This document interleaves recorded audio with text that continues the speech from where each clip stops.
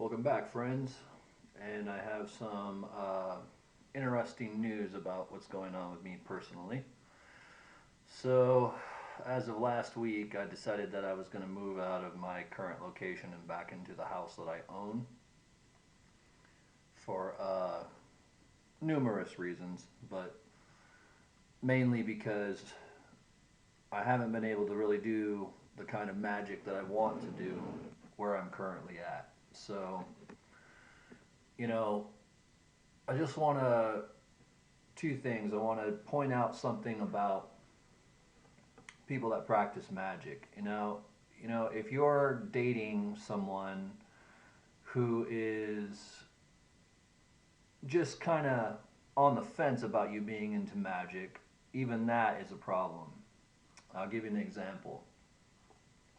So, if there's someone you're interested in, and they say something like, you really ought to get rid of that pentagram tattoo you have, that's a red flag that that person isn't going to support you. So, one of the things I want to point out to you guys, just good old fashioned advice for people who are of the occult, is this. Unless it's a fellow practitioner or someone who's really truly not judgmental and understands the subject, you have no business being with someone that isn't going to condone it, because what they're going to do is they're going to ask you later on to stop. They're going to expect it. So be honest with yourself and the person that you're with, and be upfront right from the beginning. If it's someone you plan on being serious with, you need to bring it up right away, because unless you plan on eliminating magic from your life to appease that person because they're afraid of it or they're weary of it or whatever the case is, you have to do that, because you'll end up hating yourself and that person later if they start to restrict you from or discourage you from doing magic. So that's just a little sidebar. So obviously I'm leaving my current situation and going off into a whole other adventure. But the best part is I get to move back into my house, which I've had up for rent up to this point. And the reason that's so cool is it's a 3-bedroom house. I'll be all by myself. It's got a big piece of property, a big garage. I can do magic everywhere and anywhere at that house and set up a temple, and it'll be totally different. I'll even shoot my videos there once I have my temple set up, and actually shoot some ritual work and things like that I haven't been able to do in the past because I haven't had the space for it. In my other location, I used to have a little temple out in my shed, but it was always so hot and so problematic with the weather that we have where I live that it just wasn't working. So that's just my little tip du jour for you guys today, is this. Know who you're going to be with as a magician. Know yourself. Set your standards high. And if someone that you're dating starts giving you shit about what you're doing, you need to either hash it out and make them stop, or you need to leave their ass, because you're not helping either of you by pretending that this isn't going to be an issue. Even for people who aren't exactly religious, there's a lot of fear surrounding this subject. And it doesn't matter whether you're a good or bad person. The minute they see the pentagram, the minute they see your books, the minute they hear that you're a witch or an occultist or a sorcerer or whatever, society thinks that it's okay to pass judgment on people if it's a popular thing to do. And the occult is still rejected by most people. In any Christian society it will be, because it's viewed as the devil's religion. Even if you're not practicing devil worship, even if all you're doing is reading tarot cards and doing astrology, you're going to be labeled devil worshiper. If you're into voodoo, Christianity is going to say you're a devil worshiper. That's the way that it goes. Forget about the fact that they worship a magical entity who said, you guys can do these miracles too. You can do these exact same things. Don't worship me. But that's not what I want to talk about, really. Um, I haven't made a video for a little bit just because so much shit's been going on. But what I really want to tell you guys is a really cool story that I think will really bring this all home for you to understand what's going on with me, in case you wonder why I'm MIA from making videos for a couple weeks. So, I want to say it was about 8 years ago. I bought a house because I was able to just qualify for my own place. It was a modest house. So I went ahead and went for it, but I knew I wasn't going to be able to probably sustain myself by myself. So the woman that I was dating, I invited her to come live with me, and I thought at the time it was a good idea. Unfortunately, I did not know this individual, but there's a backstory to this that's really cool. So I got into magic really heavily during this time period because I had left the first wife. I moved into an apartment. It was a big, spacious apartment that was upstairs and had a balcony, and I just knew it was going to be perfect for magic. The energy in the room and the quiet, and it was perfect. It still probably got spirits wandering around in there. So the first thing I did when dealing with the Goetia, one of the first things I asked for in my first ritual to achieve was to send me a teacher and a knowledgeable occultist to be my lover and trainer in the arts. This was a very foolish thing to ask for. There's a reason why you need to be very specific when you're asking for anything from spirits. This particular spirit was Astaroth, who I have a lot of respect for, love, obviously have her tattoo on my arm, so it's no secret that she's basically my favorite spirit, or one of. So I'd say about a couple weeks, and I have this all written down in a journal so I can relive it through the journal and say more later. Over the couple weeks of meeting her and being with her, she ended up being with me and staying with me in my place for quite a long time, right off the bat.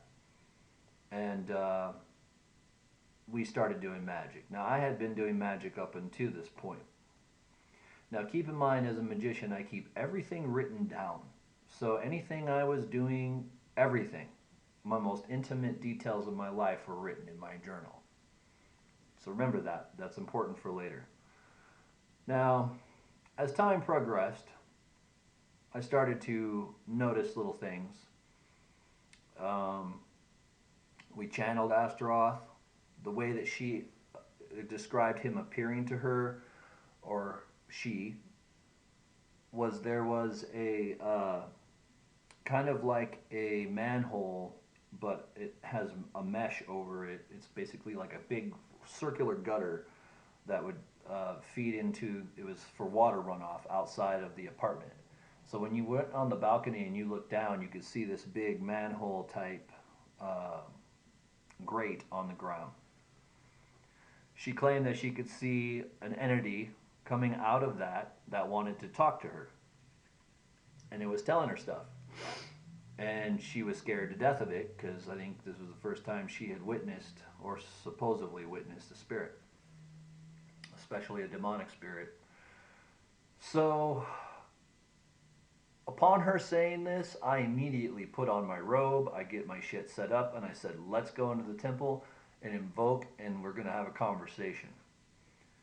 So that's what we did. And I answered a lot of questions about my life, and really went through some serious shit in that ritual. Discovered things, questions about family, friends, my situation, everything. We got it all out. So Astaroth gave me a good perspective on where I needed to go and how things were going to go.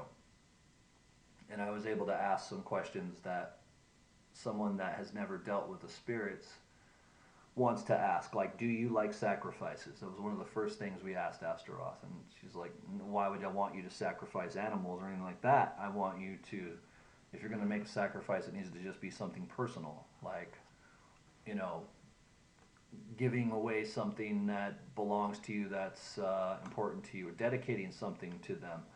There's a lot more powerful sacrifices you can make that don't require you to hurt animals. So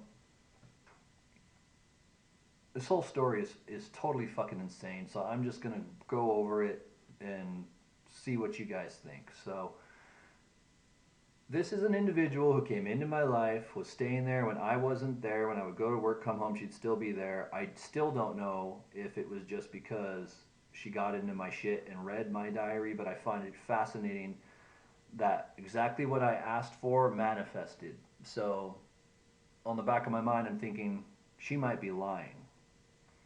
And she actually was partially lying, because what she was doing is getting information from that spirit about me and then using that information to manipulate me, which is something that a lot of magicians do that are clairvoyant. So it becomes a blackmail scheme. It's like, I know that you do this little thing, so I'm going to hold that over you and give you a guilt trip for it. And, and then I'm pissed because I'm like, Astaroth, what the fuck? I trusted you. I'm the one that's into magic. She's not. So this individual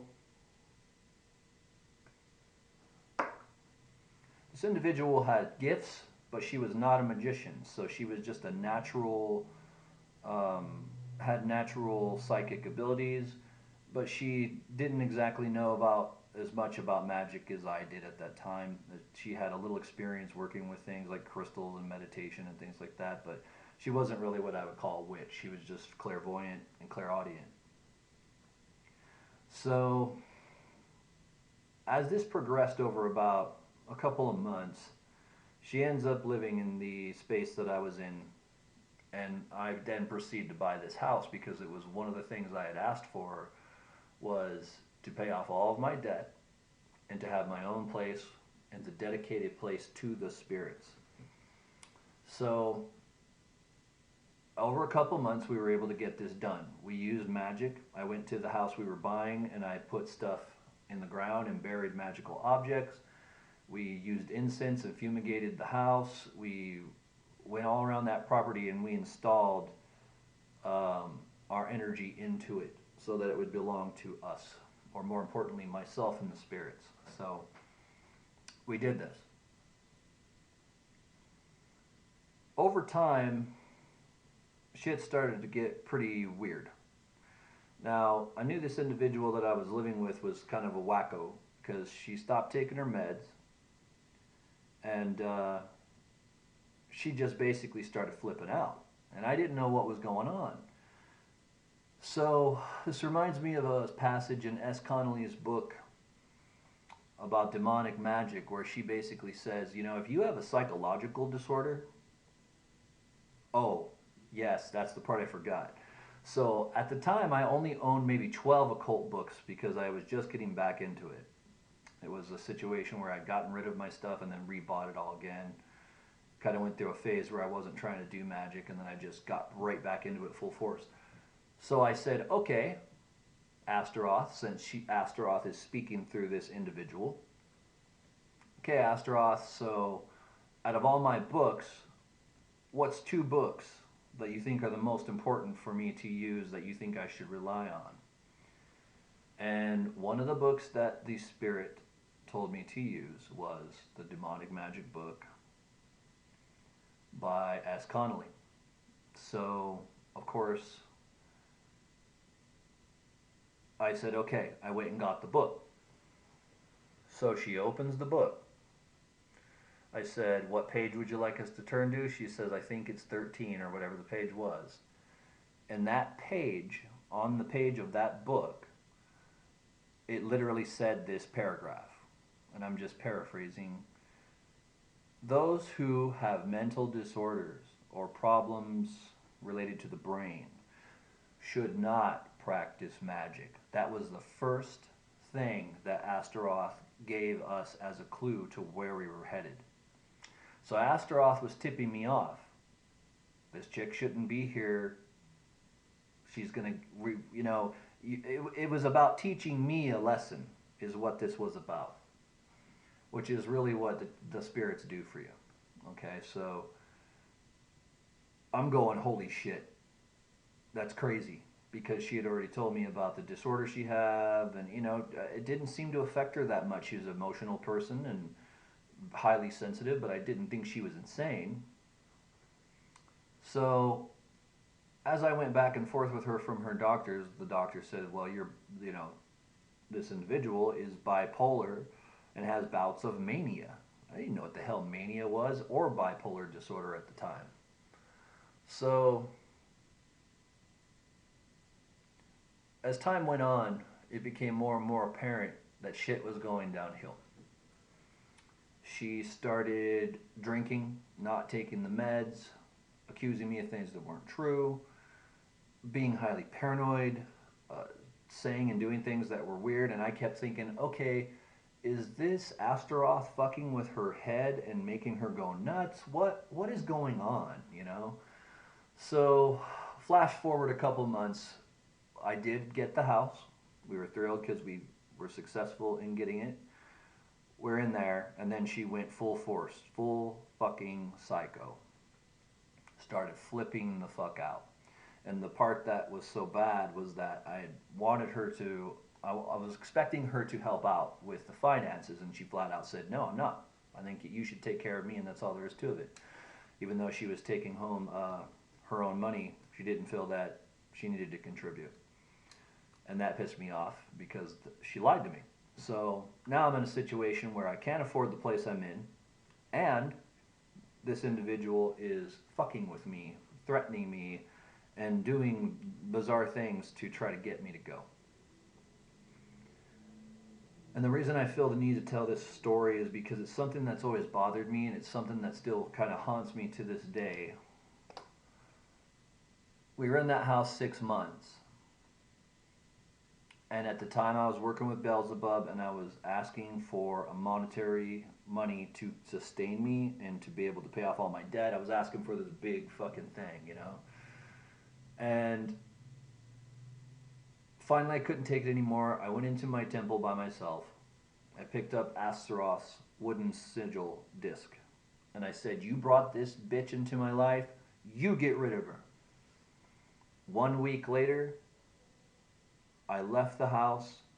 A week after that, I believe, she cleared all her stuff out and left. I ended up putting the property up for lease option to buy, and the rest is history, because I went off and married someone else. And that was after several years of living in my apartment again before I did that. So, what's the moral of this story? The moral of the story is this. Be careful what the hell you ask for when it comes to spirits. Astaroth proved time and again that the energy was real. At one point, Astaroth would show things to her, and then she would explain. And she's like, in one of her visions, she was like, I can't stand the way Astaroth is appearing right now. It's too scary. So I said, Astaroth, I command you to take on a more pleasing form. And all she was seeing in her vision was Astaroth's clawed hand. And then she sees a tuxedo sleeve go up over it, like to charm, you know, like, oh, okay, I'm not charming enough, here, I'm wearing a tuxedo now. And we thought that was so fucking funny. And we could hear little clicking noises as we were doing this ritual, and we could hear him up on the roof, Astaroth. We could hear like footsteps on the roof. So it was a crazy manifestation. And I loved it at the time because I made my temple out in the 4-car garage, and I had my chalk drawn out, my circle on the floor, my fucking altar. I got that place cleaned up. It was my temple. But I couldn't take any more. I couldn't take any more of the bullshit going on between us, and I just said fuck it. So after I say to Astaroth, you brought this bitch into my life, get rid of her. She comes to me and says, will you please stop doing magic on me? Blah, blah, blah, blah. She could sense it, I guess. So, after our last fight, I literally got in my car, left, never came back to my house. That's how it ended. So, how did my magic manifest? After asking Beelzebub for money, I got a check for $7,000 because the guy, it was something like that. The guy that was going to move into the place I just moved out of basically gave me money for a down payment on a lease option to buy, but he was never able to buy the house.